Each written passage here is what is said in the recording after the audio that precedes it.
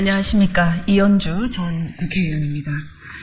오늘 저는 12년 전 제가 정치를 처음 시작했던 더불어민주당으로 복귀하고자 합니다. 저의 정치적 뿌리인 민주당에서 옛 정치적 동지들 그리고 새로운 동지들과 함께 윤석열 정권을 심판하고 대한민국을 바로 세우는 그 대의에 함께하고자 합니다. 모든 걸 당과 당원들에게 맡기고 함께 가겠습니다. 우선 7년 전 제가 당을 탈당한 이래 부족한 저를 잊지 않고 다시 연락을 주시고 함께 하자는 말씀을 주신 민주당의 동료 의원님들 그리고 당 대표님께 깊이 감사드립니다.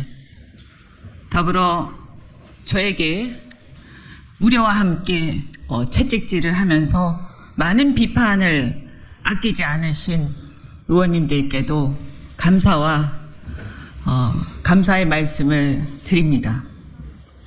또한 고민하는 저에게 힘내라며 다시 시작하라는 따뜻한 메시지를 보내주신 많은 당원과 지지자분들께도 진심으로 감사드립니다. 오랫동안 고민했습니다. 너무 오래 많이 떠나왔고 너무 많은 걸 겪었기에 다시 돌아가는 게 두려웠습니다. 7년간 바깥에서 모진 풍파와 정치권의 서름을 겪으면서 저는 깨달았습니다. 정치도 사람들이 하는 것이고 혼자 하는 게 아니란 걸 깨달았습니다. 이제 저는 제 정치적 뿌리인 민주당으로 다시 돌아가 초심으로 시작하겠습니다.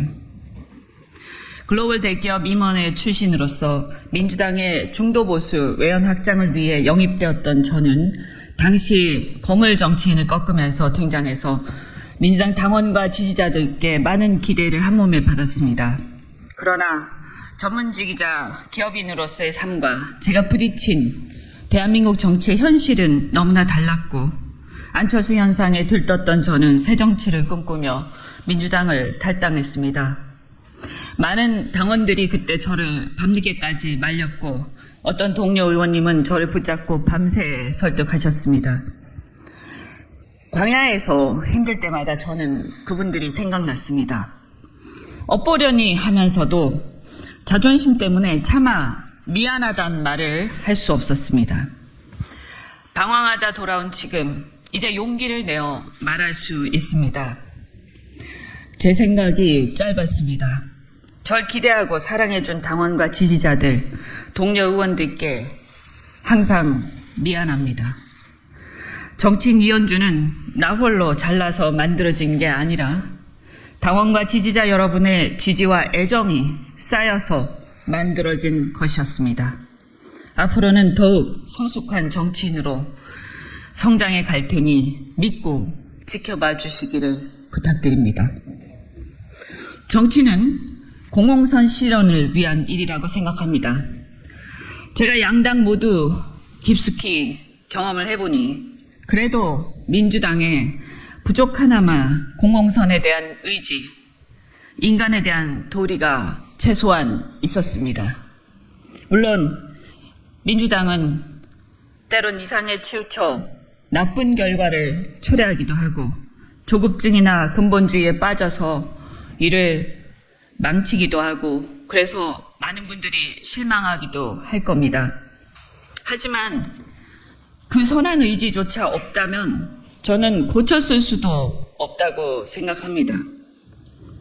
그래서 선한 의지가 있느냐 없느냐가 저는 매우 중요하다고 생각합니다. 그러니 저는 앞으로 민주당이 선한 의지만이 아니라 선한 결과까지 만들어낼 수 있는 유능한 정당이 대한민국의 유능한 정당이 될 수 있도록 제 부족한 힘이나마 보태는 것이 도리라고 생각합니다. 저는 대한민국의 시대적 과제가 상명하복의 권위주의를 청산하는 것이라고 생각합니다. 상명하복이야말로 공직자와 정치권을 국민을 위한 본연의 역할보다 권력의 줄서기에 집중하게 하는 우리 사회의 고질병입니다. 이태원 참사도 잼버리 실패도 엑스포 대망신도, 오송 지하차도 참사도, 그리고 해병대 박정훈 대령 항명죄 입건도, 이 모두가 진실에 침묵하고 눈치로 일관하는 상명하복의 권위주의 문화 때문이라고 저는 생각합니다.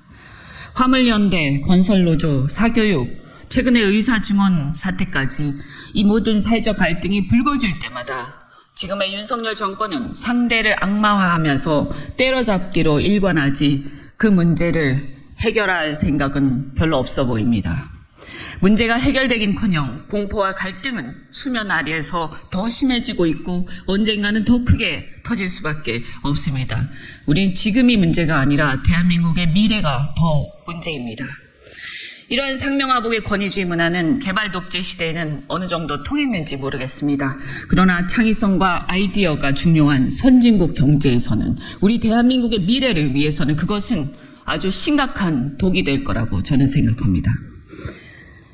그러니 대한민국 경제가 이 상황에서 한 단계 도약하고 고통받는 민생이 살아나기 위해서는 이 상명하복의 권위주의 문화를 청산하는 것이야말로 우리의 시대정신이라고 저는 생각합니다.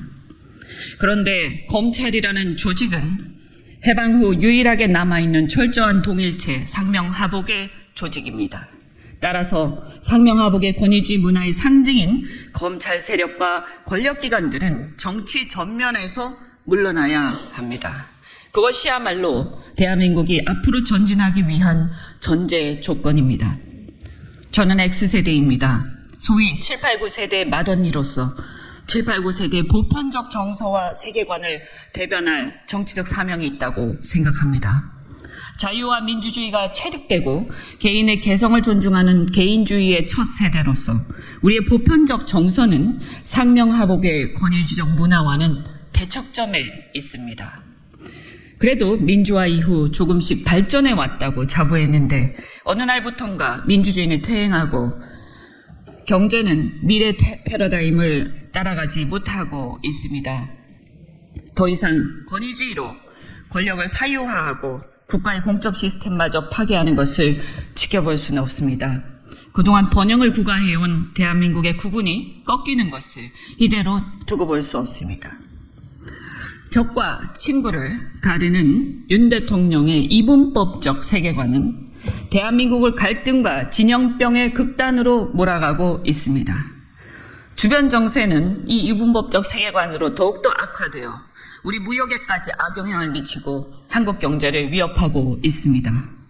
국민들은 이런 윤석열 대통령의 막무가내식 의사결정 태도가 우리의 생존, 대한민국의 생존까지 이 위기의 시대에 위협하지는 않을지 나라 걱정에 뜬 눈으로 밤을 새고 있습니다.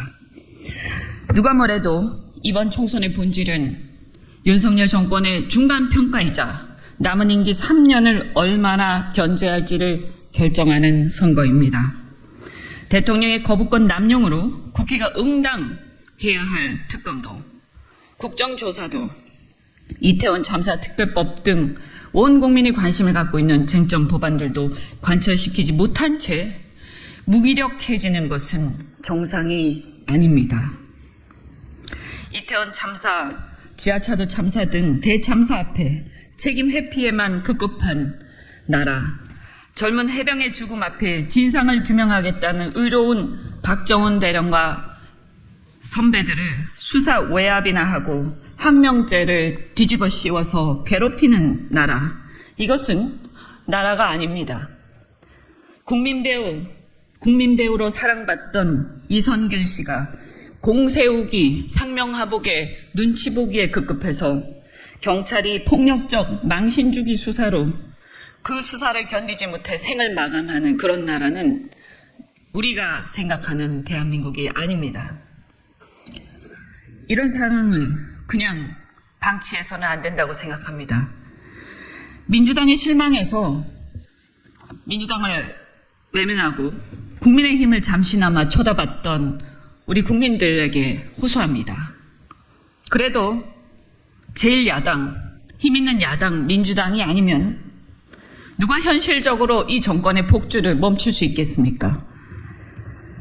저 이현주 현 상황을 외면하지 않겠습니다. 진짜 제3의 길은 가장 정의로운 길을 가는 거라고 생각합니다. 용기를 내어 민주당으로 다시 돌아가겠습니다.